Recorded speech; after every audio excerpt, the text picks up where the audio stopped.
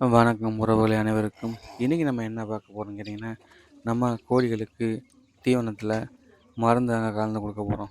ஏன்னா, இந்த மழை காலத்தில வந்து கண்டிப்பா குஞ்சுகள் பூரா ரெக்க தொங்கி ஒரு மாரியா பிரச்சனை ஆயிரும். இதுக்கு தான் நம்ம என்ன பண்ணணும்னு கேட்டிங்கன்னா, நம்ம ஒண்ணும் செயற்கை மருந்து கொடுக்க போறதில்ல. இயற்கையா வெங்காயம், அதில லைட்டா சின்ன வெங்காயத்த எடுத்துங்க. மிக்ஸியில போட்டு மஞ்சள் பொடி லைட்டா கலந்து அப்படியே லைட்டா அரை குறையா அடித்து அப்படியே தூக்கி போட்டு விட்ருங்க.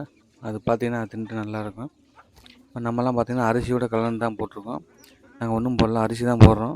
பாருங்கள், அது பாட்டுக்கு இடத்துல நல்லா மேய்ஞ்சிக்கிட்டு அது வந்து பார்த்திங்கன்னா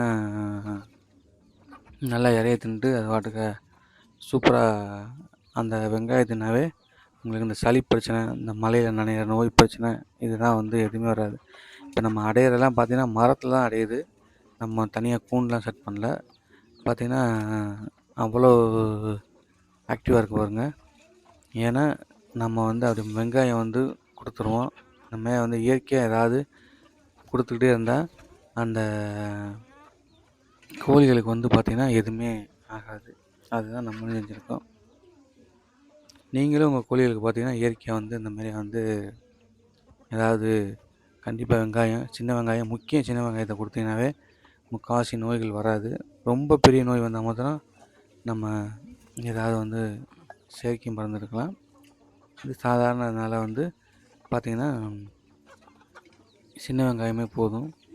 கண்டிப்பாக இந்த மழை காலத்தில் கொடுங்க. ஏன்னா நம்மகிட்ட இருக்க கோழிகளுக்கு பார்த்திங்கன்னா ஆக்டிவாக இருக்கிறதுக்கு காரணம் வந்து பார்த்திங்கன்னா அதுவாக போயிட்டு அதுவாக அடைஞ்சி அதுவாக இருக்குது. ஏதாவது ஒரு நாள் வந்து பார்த்திங்கன்னா எந்த நோயும் வராது. இன்னொன்று கேட்டிங்கன்னா அடைச்சி வளர்த்தா தான் நல்லது. ஏன்னா நம்ம அடைச்சி வளர்த்தா தான் ஏதாவது ஒரு கோழியை பிடிச்சி ஏதாவது மருந்து கிருந்து கொடுக்கலாம். பட் இந்த மாதிரி வளர்த்தோம்னா எந்த கோழியும் பிடிக்க முடியாது. அது நம்ம இந்த மாதிரி இறையில கலந்து கொடுத்தா மட்டும்தான், வேறு வழியே கிடையாது. அதனால் வந்து முக்கால்வாசி பண்ணையாக பண்ணுறவங்க வந்து அடைச்சி வச்சு பண்ணுங்கள். ஏன்னா அடைச்சி வச்சா தான், அடைச்சி வச்சு காலைல திறந்து விட்டா தான் அதுகளுக்கு மருந்தை கொடுத்து நம்ம ஏதாவது சப்போர்ட் பண்ணி உணவு முடியாமல் இந்த மாதிரி கோழியை வந்து பார்த்திங்கன்னா முடியாமல் இருந்தால் கூட நம்மளால் பிடிக்க முடியாது. அது என்னைக்கு அது தவண்டு நம்ம ஓடவே முடியாமல் கிடக்கும் அப்போ தான் நம்ம பிடிக்க முடியும். அப்படி ஒரு சூழ்நிலையில் கோழி வளர்த்தோம்னா கொஞ்சம் சிக்கல் தான். அதனால நான் வந்து என்ன பண்ணுறேன்னா, இந்த மாதிரி வந்து ஏதாவது ஒரு மெடிசன் கலந்து ஏதாவது உணவில் அது சாப்பிட்ற அரிசியில் இல்லாட்டினா நம்ம தீவனத்தில் கலந்து கொடுத்துட்டோம்னா எந்தவித பிரச்சனையும் வராது.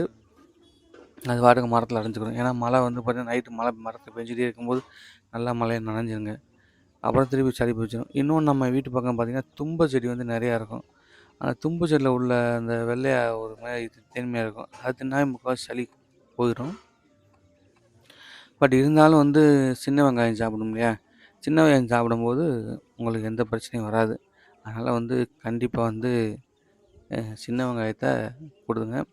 அதுபோக மஞ்சள் பொடி இதெல்லாம் கலந்து கொடுத்தீங்கன்னா எந்த நோயும் ஓரளவுக்கு வராமல் இருக்கும். ஏன்னா நம்மகிட்ட இருக்க கோழி வந்து பார்த்திங்கன்னா இந்தமாதிரி காலையில் இரை போட சாயங்காலம் இரை போட மட்டும்தான் நம்ம பக்கத்தில் வரும். அதுக்கப்புறம் அது பாட்டுக்கு எங்கிட்டாவது போயிடும். ஆளும் வராது, அட்ரஸ் வராது. முட்டை போடணுன்னா வந்து நம்ம கூண்டுகிட்ட வந்து முட்டை போட்டு போயிடும். அதுக்கப்புறம் பார்த்திங்கன்னா தேடி கண்டுபிடிக்கிறது பிடிக்கிறதுலாம் ரொம்ப கஷ்டம். அந்தமாரி தான் நம்ம கோழிலாம் வளர்க்குறோம். அதனால் வந்து பார்த்திங்கன்னா மேக்ஸிமம் அது இரை சாப்பிட்ற நேரத்தில் தான் ஏதாவது கலந்து கொடுக்க முடியும். மற்ற டயத்துலலாம் அது பாட்டுக்கு எங்கிட்டாவது போயிடும். ஒரு 10 கோழி வரும், மீதி கோழி வராது. அதனால் வந்து பார்த்திங்கன்னா ஏன்னா நம்ம சுற்றி நம்ம ஒரு 60 சென்ட்டுக்கு ஃபென்சிங் போட்டிருக்கோம். 60 சென்ட்டு தாண்டி போகாது. அந்த 60 சென்ட்டுக்குள்ளே தான் இருக்கும். அப்படின்னும்போது ஒன்று ஒரு இடத்துல இருக்கும். ஒன்று கொடிக்கா மரத்துக்கிட்ட இருக்கும், ஒன்று நவா மரத்துக்கிட்ட இருக்கும். இந்த மாதிரி தள்ளி இருக்கும். அதனால் வந்து இரை போடும்போது ஒரு சில நேரம் வரும், ஒரு சில நேரம் வராது. அதனால் வந்து அது இரை எடுக்கும்போது நம்ம எல்லாத்தையும் கொடுக்கணும். அதுவும் இரை எடுக்கும்போது பார்த்திங்கன்னா ஒன்று இரை சும்மா எடுத்துக்காது, ஒன்றுக்கு ஒன்று பயங்கரமாக கொத்திக்கிறோம். அதனால தான் இந்த மாதிரி வந்து அது எல்லாம் காலையில் எழுந்திரிச்சோன்னே அந்த இலைய கொடுத்தோம்னா நல்லாவும் இருக்கும். அதனால் மழை காலத்தில் வந்து கொஞ்சம் கவனமாக இருக்கணும்.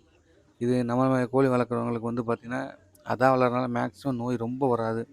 ஏன்னா அதான் அடைஞ்சிக்கிறோம், அதே இது பண்ணிக்கிறோம், எந்த நோயும் ரொம்ப தாக்காது. இந்த கூண்டுக்குள்ளே அடைச்சி வைக்கிறவங்க தான் ரொம்ப கஷ்டம். ஏன்னா அதை அடைச்சி வளர்த்து கரெக்டாக பாருங்கள், நம்ம ஒரு கோழி ஒரு குஞ்சு அப்படியே நம்ம கூண்டுக்குள்ளே கொடுத்து வச்சுருக்கோம். இது எப்படி இருக்குன்னு பாருங்கள். அதனால் மழை காலத்தில் வந்து நோய் வராமல் தடுக்கிறது, நோய் மேலாண்மை ரொம்ப முக்கியம். நெக்ஸ்ட் வீடியோவில் பார்ப்போம். நம்ம சேனலை சப்ஸ்கிரைப் பண்ணி வச்சுங்க. பக்கத்தில் பெல் பட்டன் வச்சுட்டு நம்மளோட வீடியோக்கள் தொடர்ந்து காணலாம்.